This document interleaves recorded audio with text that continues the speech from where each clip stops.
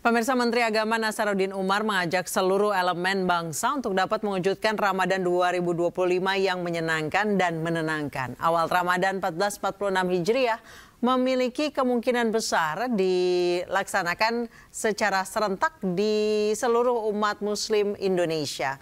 Dan berikut pernyataan Menteri Agama dalam konferensi persnya. Itu bisa sama karena kita berada pada posisi 2,5 derajat sampai 4 derajat. Apalagi Aceh sudah 4 derajat Celcius. Derajat. Dan insya Allah satu Idul Fitri ini juga diharapkan sama juga karena apa? Pada waktu diperkirakan nanti itu masih 0 minus ya. Jadi minus derajatnya sehingga dengan demikian teman-teman dari Muhammadiyah dan itu ya bisa sepakat di situ. Nah, ini awal sebuah yang baik. Mudah-mudahan insya Allah Ramadan kita ini lancar, jamaah haji juga yang semakin membuat orang tersenyum lebih bagus, dan kehidupan beragama kita juga semakin rukun, damai, dan seterusnya. Insya Allah inilah negara yang paling plural di dunia ini, tapi juga yang paling homogen, yang paling rukun di dunia. Jadi ini negara penuh berkah. Pemimpin Pusat Muhammadiyah sebelumnya telah menetapkan awal puasa atau 1 Ramadan 1446 Hijriah jatuh pada Sabtu 1 Maret 2025. Sementara Hari Raya Idul Fitri atau 1 Syawal jatuh pada 31 Maret. Penetapan awal puasa atau 1 Ramadan 1446 Hijriah yang jatuh pada Sabtu 1 Maret 2025 berdasarkan hasil hisab hakiki wujudul hilal oleh Majelis Tarjih dan Tajdid Pimpinan Pusat Muhammadiyah. Berdasarkan perhitungan saat matahari terbenam pada Jumat 28 Februari 2025, bulan berada di atas ufuk, dengan demikian hilal sudah wujud. PP Muhammadiyah juga telah menentukan Hari Raya Idul Fitri atau 1 Syawal jatuh pada 31 Maret. Dengan demikian puasa Ramadan akan berlangsung selama 30 hari. Keterlihatan hilal sesuai dengan data astronomis yang kita punya atau yang sudah kita lakukan perhitungan, itu ketinggian hilalnya sekitar 4 derajat sekian menit, kemudian sudut elongasinya 5 derajat sekian. Tentu secara kasat mata bahkan dengan kasat teleskop sesuai dengan pengalaman kita di Oipumsu ini terbilang cukup sulit. Namun oleh karena posisi hilalnya sudah di atas 3 derajat atau di atas ufuk, dalam hal ini kita tetap menyiapkan alat-alat, dalam hal ini teleskop, untuk dipergunakan bagi yang Dan pemirsa, untuk membahas bagaimana proses pengamatan hilal dan metodenya serta prediksi jatuhnya awal Ramadan, kita akan membahasnya bersama peneliti Badan Riset dan Inovasi Nasional atau BRIN, Thomas Jamaluddin. Selamat sore, Pak Thomas. Selamat sore, Assalamualaikum. Waalaikumsalam warahmatullahi wabarakatuh. Pak Thomas, tadi laporan beberapa rekan kami yang melaporkan dari beberapa wilayah di Indonesia, itu ada hilalnya 3 derajat. Namun tipis ya Pak ya? Iya. Jadi kemungkinan ini awal Ramadan akan berbeda atau akan bareng-bareng Pak? Ya, pertama dari segi hisab atau perhitungan astronomi ya. Wilayah Indonesia yang memenuhi kriteria MABIMS yang dipegang oleh Kementerian Agama dan beberapa ormas Islam, itu hanya wilayah Aceh yang sudah memenuhi kriteria. Tinggi bulannya sudah lebih dari 3 derajat, itu batas minimal kriteria MABIMS. Di Aceh itu 4,5 derajat.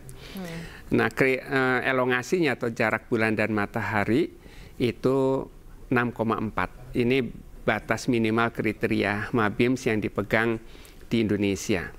Artinya bahwa hilal itu sangat-sangat tipis sekali karena elongasinya pas 6,4, tetapi ketinggiannya pun belum terlalu tinggi, 4,5 derajat.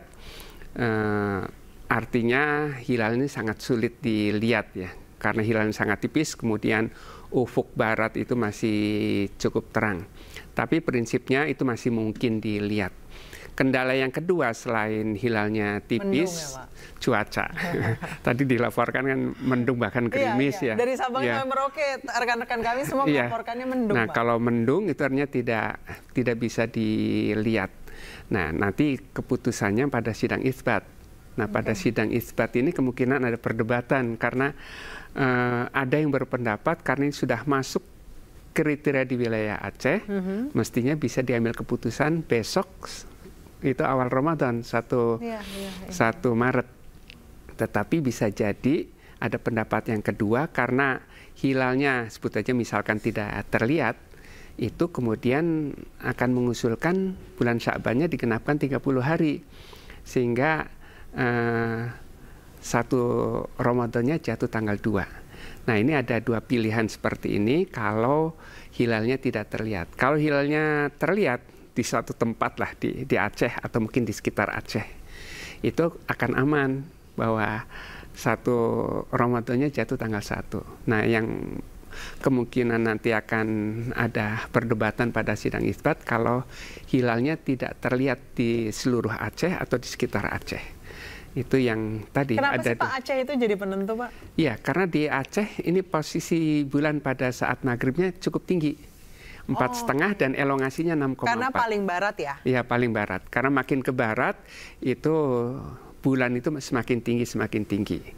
Nah, sedangkan di wilayah lain, Sumatera bagian selatan, Jawa, Kalimantan, apalagi wilayah timur, itu belum memenuhi kriteria. Saya kira awalnya kenapa Aceh menjadi penentu karena kan itu Mabims ya, gabungan beberapa Kementerian Agama dari beberapa wilayah di Asia Tenggara. Brunei, karena itu paling dekat Singapura. Wilayahnya dari wilayah-wilayah lain. Tapi sebenarnya karena itu posisi bulannya yang paling tinggi dan paling jauh dari matahari.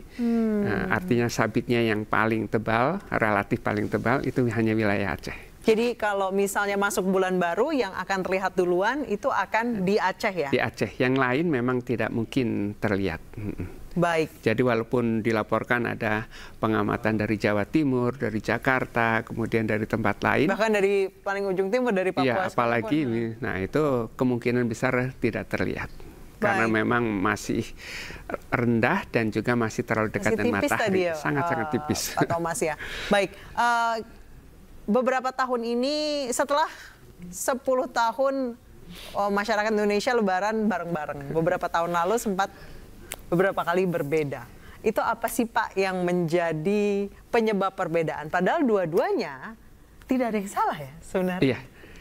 Jadi ini memang berkahnya waktu Pak Menteri Lukman. Iya. Selama 5 tahun itu tidak ada perbedaan. Tidak ada perbedaan. Karena memang posisi bulannya cukup tinggi atau di bawah ufuk. Baik awal Ramadan, Syawal atau Dzulhijjah selama 5 tahun masa Pak Lukman itu tidak ada perbedaan. Nah, tetapi setelah itu kemudian terjadi perbedaan. Sumber perbedaan itu bukan dari perbedaan hisab dan ru'yat. Lebih karena perbedaan kriteria. Jadi terutama pada posisi bulan yang rendah, kata satu pihak ini sudah di atas ufuk, seperti tadi saudara kita menyebutkan bahwa ini sudah di atas ufuk, sudah wujud, maka besok sudah 1 Ramadan. Itu kriteria berdasarkan wujudul hilal. Tapi ada kriteria yang berdasarkan sebut imkan ru'yat atau visibilitas hilal. Itu mensyaratkan ketinggian tertentu, jarak bulan dan matahari tertentu supaya sabitnya itu cukup tebal mengalahkan cahaya syafaq. Nah, jadi persoalan perbedaan itu ketika posisi bulannya rendah sekali. Kata satu pihak ini sudah masuk, kata pihak yang lain belum. Nah, tetapi yang kondisi 1 Ramadan ini ditambah juga dengan kemungkinan halangan dari cuaca dan juga kemungkinan dari sulitnya atau terlalu tipisnya hilal tersebut. Jadi kalau kriterianya sebenarnya sudah masuk, tetapi ada kemungkinan gagal ru'yat. Nah, baik, gitu. Pak Thomas, kalau setiap penentuan 1 Ramadan, 1 Syawal, itu kan selalu diadakan pemantauan hilal. Ya. Sementara kita tahu kalender matahari itu sudah ajak. Januari, Februari, Maret, April. Mengapa kalau kalender Hijriah itu harus selalu dilakukan pemantauan setiap bulannya, Pak? Jadi di masyarakat Islam baik di Indonesia maupun di mancanegara, Malaysia, Brunei, Arab Saudi, kemudian negara-negara Islam yang lain, itu masih banyak yang mendasarkan pada ru'yat. Ya sebetulnya kita sebagai pengamal ru'yat ya. Karena dasarnya hadis Nabi mengatakan sumu li ru'yatihi waftiru li ru'yatihi. Berpuasalah apabila melihat hilal dan beridul fitrilah apabila melihat hilal. Jadi walaupun mereka sudah jago-jago menghitung ya ahli hisabnya, tetapi tetap mereka mengikuti contoh Rasul tersebut. Itu disebut ta'abudi, ketaatan pada contoh Rasul. Nah, ada juga yang berpendapat bahwa cukuplah dengan hisab saja karena posisi bulan itu bisa dihitung, bisa diperakirakan. Jadi ada yang pengamal hisab dan ada pengamal ru'yat. Nah, bagi pengamal ru'yat, sebetulnya diwakili oleh Ormas NU ya, itu walaupun mereka sudah ahli juga menghitung, menghisab, sudah memperkirakan ini hilal tidak bisa dilihat atau tingginya terlalu rendah sulit dilihat, mereka tetap membuktikan harus meru'yat. Dan hasil ru'yat itu tidak kemudian diumumkan oleh masing-masing peru'yat. Tapi harus dilaporkan dulu, bertingkat ya kalau di Indonesia itu mulai dari hakim agama di daerah, kemudian dari daerah tersebut dilaporkan lagi ke Kementerian Agama sebagai otoritas negara. Nah, otoritas negara ini yang kemudian mengumumkan bahwa ini hilalnya sudah terlihat dan ini sudah terkonfirmasi atau mengkonfirmasi hasil hisabnya atau hasil perhitungan atau hasil ru'yatnya tidak bisa dilihat. Nah, itu kemudian diumumkan sesudah sidang isbat. Nah, jadi fungsi sidang isbat satu sisi itu memusyawarahkan ketika ada potensi terjadi perbedaan. Yang kedua fungsinya adalah mengisbatkan atau menetapkan hasil ru'yat. Nah, kemudian Pak Thomas, kita selalu menghitung setiap tahunnya karena kita pakai kalender Masehi ya, bahwa Lebaran itu tiap tahun maju 10 hari. 10 atau 11 hari. 10 atau 11 hari. Di saat sudah bisa ditentukan kalender, kenapa tidak bisa diajekan saja gitu, Pak? Ya, itu bagi yang pengamal hisab, itu bisa. Jadi sekarang ini sudah bisa dihitung posisi bulannya berapa derajat, itu masuk tanggal atau belum. Seperti pengamal hisab di Muhammadiyah, kemudian ada di Ormas Persis misalkan, itu mendasarkan pada hisab saja. Tapi memang ada yang pengamal ru'yat menghendaki supaya selain dihitung, kalau hitung memang bisa membuat kalender. Iya. Tapi untuk bulan-bulan ibadah, itu mereka menginginkan ada konfirmasi ru'yat. Jadi ru'yat itu mengkonfirmasi hasil hisab.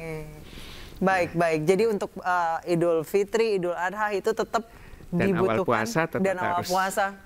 Awal Ramadan dibutuhkan adanya ru'yat. Ya. Nah, Pak Thomas, untuk dapat melihat, saat ini kan banyak wilayah yang sedang mendung. Kalau tidak terlihat sama sekali, berarti tidak ada jalan lain selain membulatkan ya Pak ya? Iya, selain mengistikmalkan ya, menggenapkan bulan berjalan dalam hal ini bulan Sya'ban ya, itu menjadi 30 hari. Kemudian baru lusanya itu baru tanggal 1.